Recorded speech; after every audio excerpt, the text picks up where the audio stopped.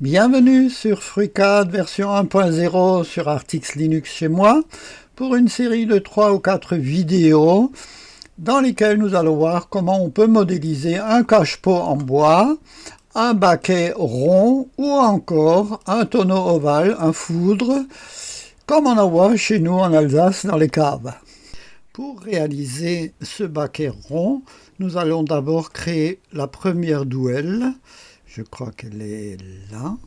Attendez, je crois. Voilà, c'est celle-ci.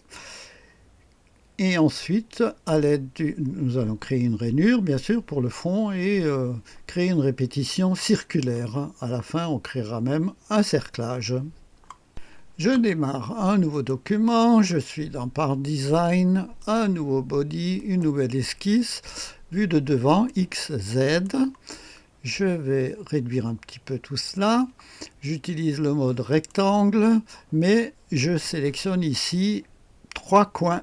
C'est une nouvelle fonctionnalité de FreeCAD 1.0 et déjà on l'utilise, vous avez vu. Je vais un petit peu en biais. Ici j'ai un parallélogramme, voilà, je le mets exprès de travers. Voilà. Je vais sélectionner cette ligne, je presse H de mon clavier pour la contraindre à l'horizontale. Qu'est-ce que je vais faire? Ah oui, l'épaisseur de ma planchette, ce point, cette ligne, et je clique sur contrainte de distance. Là, je vais indiquer 20 mm. Voilà, ça c'est bon.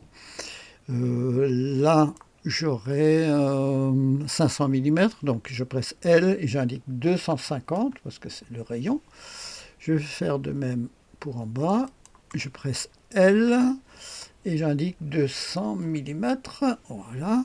Il me reste à définir la hauteur. Ce point, je presse I. J'indique 400 mm. Et voilà, tout est contraint, tout est bien. J'ai donc le profil longitudinal de ma première douelle. J'aimerais la voir, donc je clique sur la loupe. Voilà, elle est là, je vais la regarder de face. Voilà, c'est très bien. Maintenant, ou alors je presse 0, je vais la voir en 3/4, comme ça. Je peux créer maintenant une révolution partielle à partir de cette esquisse. Donc c'est là que ça se passe. Donc une révolution complète, mais moi j'aimerais juste 36 degrés. C'est-à-dire 1/10 des 360 degrés. Et j'aimerais voir cette douelle symétrique au plan. Voilà. Donc vous voyez, elle est bien symétrique au plan. C'est tout bon. La rainure pour le fond maintenant, donc je vais masquer la révolution. Je vais faire apparaître... qu'est-ce que je vais faire apparaître moi? J'ai des sketchs. Voilà, ce sketch, cette esquisse. Alors, attendez que je regarde ça de devant, voilà, comme ça. Voilà. Je vais tracer donc dans le même corps une nouvelle esquisse, dans le sens XZ à nouveau.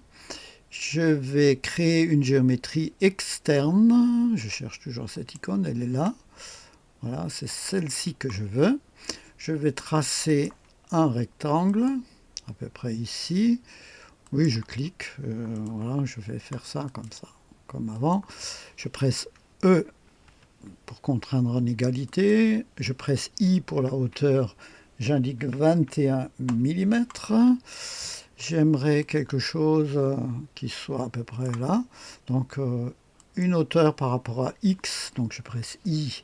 J'indique 20 mm.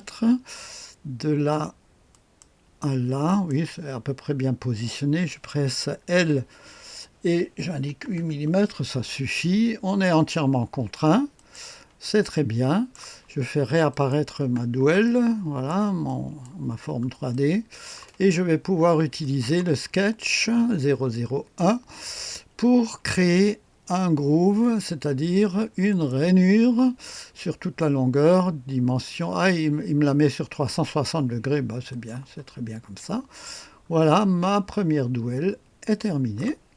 La répétition circulaire de tout ça, je sélectionne d'abord la révolution, contrôle maintenu groove, dans ce sens, révolution, groove, et ensuite je peux cliquer sur répétition circulaire, voyez.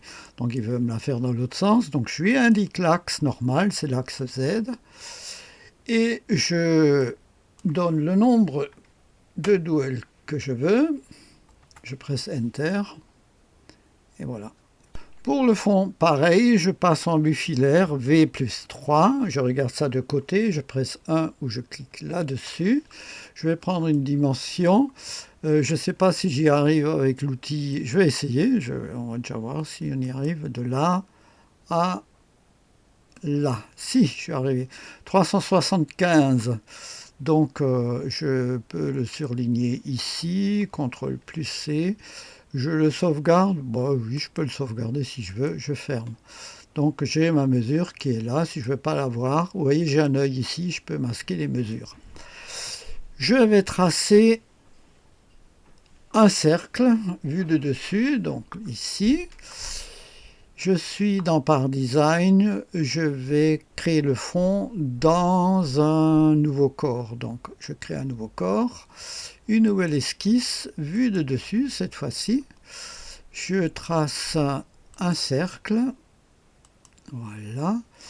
Je presse CTRL plus V, non ça n'a pas marché, bon alors refais-le. Corps, une nouvelle esquisse, vue de dessus. Ah, des fois, hein, je voulais faire un copier-coller, ça n'a pas marché, alors je vais faire ça. Je sélectionne le cercle, je presse D pour diamètre, et là, je vais voir, je clique gauche, je vais voir si mon copier-coller fonctionne, 375, là ça marche. Je vais revenir en arrière, je vais faire 374, voilà, un peu de marche. Voilà, je regarde ça de côté, je presse 1. Je vais monter mon esquisse, elle est là, on ne la voit pas, hein, elle est masquée. Je vais la monter dans Attachment, je vais la monter ici, vous voyez, elle monte. Je vais la monter à 20 mm, je crois 20 mm, voilà, c'est ça, 20 mm. Comme elle est sélectionnée, je peux en créer une protrusion de 20 mm et je valide. Je regarde tout ça, V plus 1, V puis 1, voilà. Je peux donc sélectionner cette fois-ci les deux corps. Voilà. Je presse CTRL plus D. Je choisis ma matière, c'est-à-dire Wood, générique. Oui, c'est très bien. Et j'ai mon baquet circulaire rond là, qui est prêt. Le cerclage, à présent, nous allons le faire dans Part, parce que je n'ai pas envie de créer des formes liées ou des formes liées du sous-objet.